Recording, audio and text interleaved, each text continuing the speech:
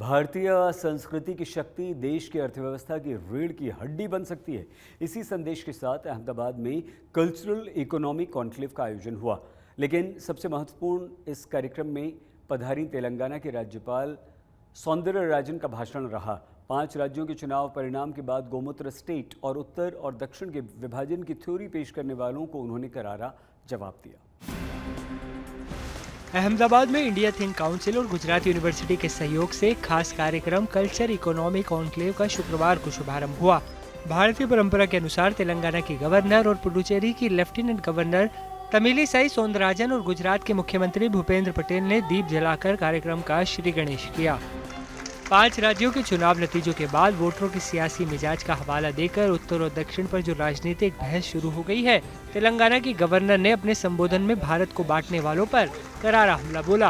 कन्याकुमारी में जन्मी और पेशे से डॉक्टर रही तमिलिसाई सौंदरराजन ने कल्चर इकोनॉमिक के विषय पर भी उदाहरण के साथ बताया कि देश सांस्कृतिक और आर्थिक पैमाने पर किस तरह जुड़ा हुआ है। Nowadays, the north-south divide is mentioned by some of the people. And I really felt very bad.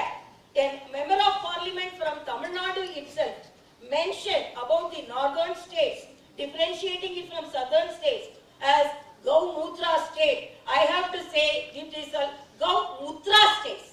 So these are the mudra is different from mudra. Why I am telling? Because this divide should not be there. They should respect. How can they divide? People are not divided. Spiritually, people are united. Politically, some people want to divide, but that cannot happen because this land, this country, Bharat is spiritually united because Kashi is their Rameshwaram. बता दें कि India गठबंधन के अहम साथीदार DMK के सांसद DNV Senthil Kumar ने मंगलवार को संसद में बीजेपी को गोमूत्र स्टेट वाली पार्टी बताया था। तेलंगाना की गवर्नर और पुडुचेरी की लेफ्टिनेंट गवर्नर तमिलिसाई सौंदरराजन ने इस उत्तर और दक्षिण के विभाजन को पूरी तरह खारिज कर दिया। उन्होंने कहा कि योग की संस्कृति ने पूरी दुनिया को एक कर दिया है।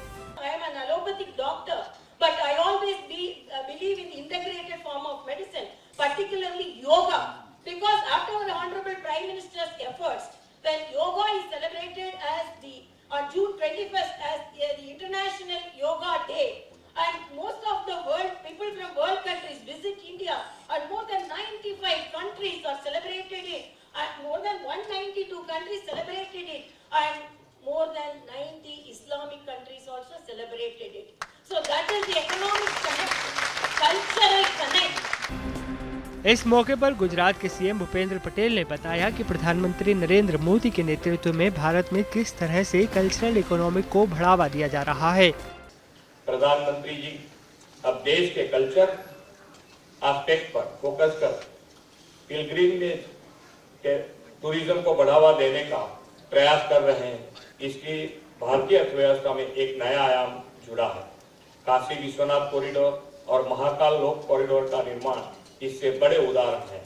प्रधानमंत्री श्री नरेंद्र मोदी जी के नेतृत्व में 4 धाम यात्रा प्रोजेक्ट के तहत ऑल वेदर रोड का भी निर्माण कार्य चल रहा है। अयोध्या में प्रभु श्री राम का भव्य मंदिर बन रहा है और 22 जनवरी को प्रधानमंत्री जी के मौजूदगी में राम मंदिर में प्राण प्रतिष्ठा महोत्सव का आयोजन होने जा रहा है। इस कार्यक्रम में राजनीति और धर्म अध्यात्म के क्षेत्र की भी कई जानी मानी हस्तियां शिरकत कर रही हैं। इंडिया थिंक काउंसिल और गुजरात यूनिवर्सिटी की ये पहल देश की अर्थव्यवस्था को आगे बढ़ाने में मददगार हो सकती है। जिस तरह सरकारी और निजी क्षेत्र में रोजगार के अवसर कम हो रहे हैं, भारत जैसे धार्मिक सांस्कृतिक देश में अगर इस पहलू को अर्थव्यवस्था से जोड़ दिया जाए तो लाखों लोगों को रोजगार मिल सकता है और देश विकास की राह में आगे बढ़ सकता है। अहमदाबाद से अतुल तिवारी के साथ आज तक ब्यूरो। गुजरात में पिछले 2 लोकसभा चुनावों में शून्य के आंकड़े पर सिमट गई कांग्रेस इस बार राज्य में खाता खोलने का प्रयास कर रही है। इस रणनीति के साथ गुजरात कांग्रेस अध्यक्ष शक्ति सिंह गोहिल ने नई टीम का ऐलान किया। गुजरात की 10 जिला शहरों के अध्यक्ष बदल दिए गए, जबकि चुनाव समिति में अधिकतर नाम पुराने ही हैं। सबसे बड़ा सवाल तो यह है कि चुनाव से ठीक 4 महीने पहले बनी ये टीम क्या मोदी लहर के बीच कोई करिश्मा कर पाएगी। गुजरात की खोई जमीन वापस पाने के लिए गुजरात कांग्रेस नई रणनीति के साथ तैयार है। नई टीम का ऐलान पटाखे फोड़कर हुआ। फूल मालाओं से नई टीम का स्वागत हुआ। अब इंतजार है तो बस किसी नए करिश्मे की। ब्रिज 50-50 करोड़ के खर्चे से बने वो टूट रहे हैं, तो यहाँ सरकार विफल रही है। कांग्रेस को जाकर लोगों के बीच में सही बात करनी है, लोगों की बात पहुंचानी और लोगों के हक और अधिकार की लड़ाई लड़नी। अच्छा, खास करके खाता खोलने की चुनौती रहेगी, क्योंकि बीते 2 चुनावों में कांग्रेस का पराजय हुआ है तमाम 26 सीटों पर। देखिए, हार जीत होती रहती है। एक समय यह था कि भारतीय जनता पार्टी पूरे देश में संसद में 1 सीट थी, तो ये इलेक्शनों के अंदर ये रिजल्ट हार जीत के चलते फिरते रहते हैं। हमारा कार्य ये है कि कांग्रेस पार्टी का संगठन मजबूत हो और संगठन के माध्यम से पार्टी कांग्रेस आइडियोलॉजी को लेकर आगे बढ़े। दरअसल विधानसभा चुनाव में मिली करारी हार के बाद गुजरात कांग्रेस के अध्यक्ष शक्ति सिंह गोहिल को पार्टी में जान फूंकने की जिम्मेदारी मिली है। हालांकि गोहिल से उम्मीद की जा रही थी कि पूरे राज्य संगठन स्तर पर बड़े फेरबदल कर वो सबको चौंका सकते हैं, लेकिन ऐसा कुछ नहीं हुआ। जिला शहर अध्यक्ष के नाम हो या चुनावी समिति के सदस्य, एक बार फिर पूर्व विधायक, पूर्व प्रदेश प्रमुख समेत वरिष्ठ नेताओं को ही कमान सौंपी गई है। एआईसीसी द्वारा गुजरात प्रदेश कांग्रेस की नई टीम घोषित की गई है। फिलहाल आप दृश्य में भी देख सकते हैं, गुजरात प्रदेश कार्यालय के बाहर पटाखे फोड़कर नए जिन लोगों के नाम की घोषणा हुई है उनको लेकर कार्यकर्ताओं द्वारा सेलिब्रेशन किया जा रहा है। खास करके अगर बात की जाए तो गुजरात कांग्रेस की टीम नई घोषित की गई है। आने वाले लोकसभा चुनाव के मद्देनजर अलग अलग नाम जो घोषित हुए हैं उनमें फिलहाल खुशी का माहौल कांग्रेस के कार्यकर्ताओं में भी देखा जा रहा है। और जिस प्रकार से पटाखे फोड़ सेलिब्रेशन किया जा रहा है, कहीं ना कहीं कहा जा सकता है कि गुजरात प्रदेश कांग्रेस के द्वारा लोकसभा चुनावों की तैयारी जो है वो शुरू कर दी गई है। गुजरात कांग्रेस के 10 जिले और 10 शहरों पर एक बार नजर डालें तो ललित बसोया को राजकोट जिला, भरत अमीपरा को जूनागढ़ शहर, प्रभात दुधात को अमरेली जिला, हिम्मत सिंह पटेल को अहमदाबाद शहर, चेतन सिंह परमार को पंचमहल, चंद्रशेखर डावी को खेड़ा, मीनू सोलंकी को आनंद, जशपाल सिंह पटियार को बड़ोदरा, मुकेश पटेल को डांग और प्रफुल्ल पटेल को नर्मदा जिले का कांग्रेस अध्यक्ष बनाया गया है। नमस्कार। गुजरात प्रदेश कांग्रेस समितिना माननीय प्रमुख श्री शक्तिसिंहजी गोहिलनी भलामणथी ऑल इंडिया कांग्रेस कमिटीए पंचमहाल जिला कांग्रेस समितिना प्रमुख तरीके मारी निमणूक करेल छे। हूँ पार्टीनो खूब खूब आभार मानु छूं अने कांग्रेसना संगठनना आगेवानो तथा तमाम कार्यकरोने साथे लईने पंचमहाल जिल्लामां कांग्रेसनुं संगठन मजबूत थाय तेना माटे हूँ मारा पूरता प्रयत्न करीश।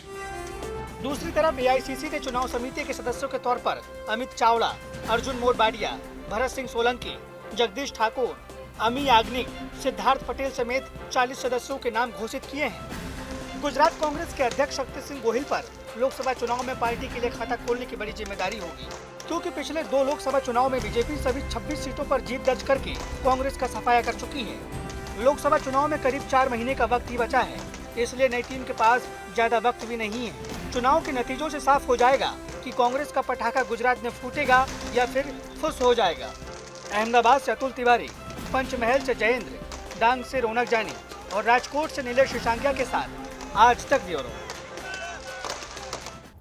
गुजरात के राजकोट में कानून व्यवस्था की बदहाली का अंदाज़ा आप इसी बात से लगा लीजिए कि गुरुवार रात जिस वंदे भारत ट्रेन से गुजरात के गृह राज्य मंत्री हर्ष सिंघवी राजकोट आए, उस पर शरारती तत्वों ने पथराव कर दिया। राजकोट से 4 किलोमीटर दूर बिल्लेश्वर स्टेशन के पास वंदे भारत ट्रेन पर पथराव हुआ। हालांकि सिंघवी ने मीडिया से इस मुद्दे पर बात नहीं की। दूसरी ओर रेलवे ने इस गंभीर मामले की जांच के आदेश दिए। भारत के नागरिकों की सपनों की ट्रेन यानी Vande Bharat, make in India, made in India train मतलब वंदे भारत। आज वही वंदे भारत ट्रेन में बैठने का और बैठ के अहमदाबाद से राजकोट तक आने का एक अवसर प्राप्त हुआ। साथ ही राजकोट पब्लिक बस स्टेशन पे आज विजिट करने का भी अवसर प्राप्त हुआ। यहाँ पे बहुत ही बड़ी संख्या में पैसेंजर्स को मिलने का अवसर प्राप्त हुआ। ये किलोमीटर नंबर लगभग 739 के आसपास हुआ है। ये बिलेश्वर 738 से 742 पे राजकोट आता है और 738 से 742 के बीच में लगभग हुआ है, लेकिन 739 पे इंसिडेंट है। आपने वो बस्ती कहाँ पे है? ट्रैक के पास है कि दूर है? नहीं, ट्रैक से लगभग लगी हुई ही है। लगी। हाँ। अंबाजी मंदिर के मोहन थाल प्रसाद में नकली घी भेजने वाले आरोपी जतिन शाह ने अहमदाबाद में आत्महत्या कर ली। नीलकंठ ट्रेडर्स के मालिक जतिन शाह ने अपने घर पर आत्महत्या की। जतिन शाह ने कुछ महीने पहले कहा था कि नकली घी के मामले में मुझे जबरन फंसाया गया है। हम आपको बता दें कि अंबाजी में मिलने वाले मोहन थाल प्रसाद के सैंपल जांच में फेल हो गए थे, जिसके बाद प्रसाद बनाने वाली मोहिनी कैटरर्स का कॉन्ट्रैक्ट भी रद्द कर दिया गया था। हालांकि मोहिनी कैटरर्स ने इसका जिम्मेदार नीलकंठ ट्रेडर्स को बताया था, जिसने अमूल का घी उन्हें भेजा था। મને ખોટી રીતે સંડોવાયો છે। કેવી રીતે? હું મેન્યુફેક્ચર તો છું નહીં। હા, હું પોતે બનાવતો નથી। હું ટ્રેડિંગનો ધંધો છે મારે। જી જી। મારે તો હું લઈને ખરીદીને સામે આપી દઉં। તો આપ ક્યાંથી ખરીદી લાયા હતા? દુષ્યંતભાઈ સોની જોડેથી। ये क्या नाम है? ये અહીંયા પાલડીથી લાવ્યા હતા। ઓકે।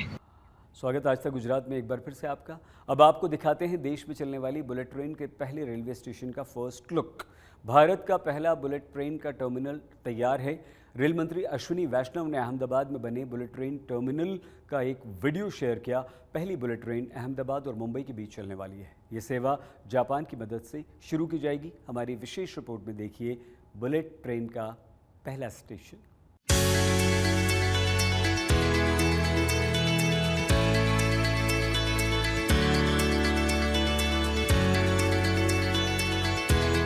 एयरपोर्ट जैसी चकाचक इमारतें, आधुनिकतम सुविधाओं से लैस जगमगाता लॉन्च,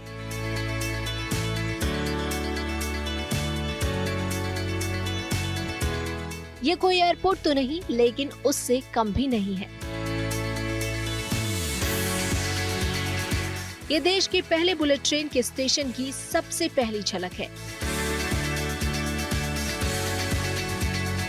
यह अहमदाबाद में बनने वाले Sabarmati multimodal transport hub की तस्वीर है।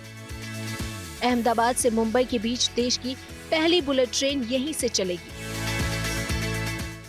रेल मंत्री अश्विनी वैष्णव ने social media micro blogging site x पर देश के पहले बुलेट ट्रेन के पहले टर्मिनल स्टेशन का ये वीडियो साझा किया और बुलेट ट्रेन को लेकर देश की उम्मीदों को नई उड़ान दे दी।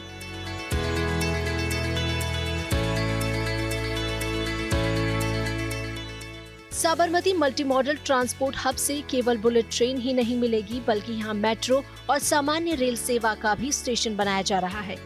साथ ही साथ यहाँ BRTS यानी बस रैपिड ट्रांजिट सिस्टम की भी सुविधा होगी। यानी एक ही साथ एक ही जगह पर सार्वजनिक परिवहन के ज्यादातर साधन उपलब्ध होंगे। हालांकि सबसे ज्यादा जोर बुलेट ट्रेन की सेवा शुरू करने पर है। आपको बता दें कि देश में पहली बुलेट ट्रेन चलाने के लिए Mumbai Ahmedabad high speed rail corridor पर काफी तेजी से काम चल रहा है। कुछ ही दिनों पहले रेल मंत्री ने एक और वीडियो साझा किया था, जिसमें बुलेट ट्रेन के ट्रैक, खंभों और सुपर स्ट्रक्चर के निर्माण कार्य की प्रगति की झलक पेश की थी। रेल मंत्री के सोशल मीडिया पोस्ट के मुताबिक 21 नवंबर 2023 तक 251 किलोमीटर से ज्यादा तक इसके लिए पिलर खड़े किए जा चुके थे और 100 किलोमीटर से ज्यादा दूरी तक पुल का निर्माण कार्य पूरा हो गया है। माना जा रहा है कि अहमदाबाद और मुंबई के बीच भारत की पहली बुलेट ट्रेन की सेवा 2026 में चालू हो जाएगी। प्रधानमंत्री नरेंद्र मोदी ने 2017 में जापान के तत्कालीन PM शिंजो आबे के साथ मिलकर बुलेट ट्रेन प्रोजेक्ट का शुभारंभ किया था। सरकार समय समय पर इस परियोजना की प्रोग्रेस रिपोर्ट पब्लिक के सामने रख रही है और उम्मीद है तय समय में इसका काम पूरा कर लिया जाएगा।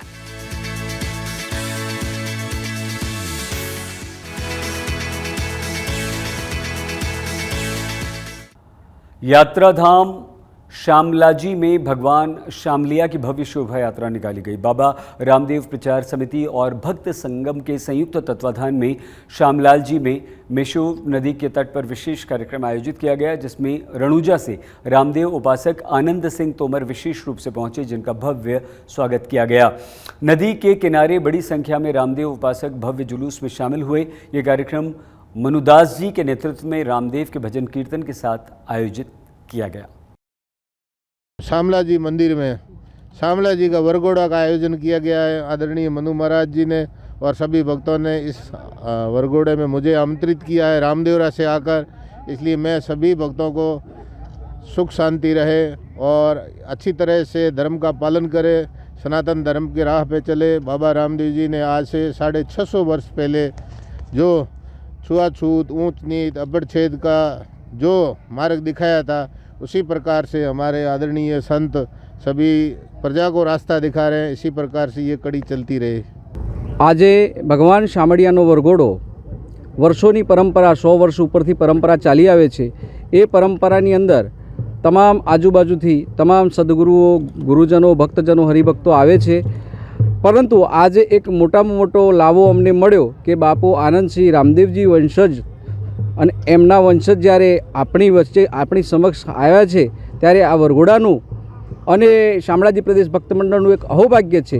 તો આજે અમારા વરઘોડાની અંદર ભગવાન શામળિયાના વરઘોડામાં રામદેવજી મહારાજના વંશજ આનંદસિંહ બાપુ છે, એ બદલ એમનો ખૂબ ખૂબ આભાર। અને તમામ પધારેલ કોટડા, ઓડ, शामड़ाजी, देवनी मोरी और सब गाँवों से पधारे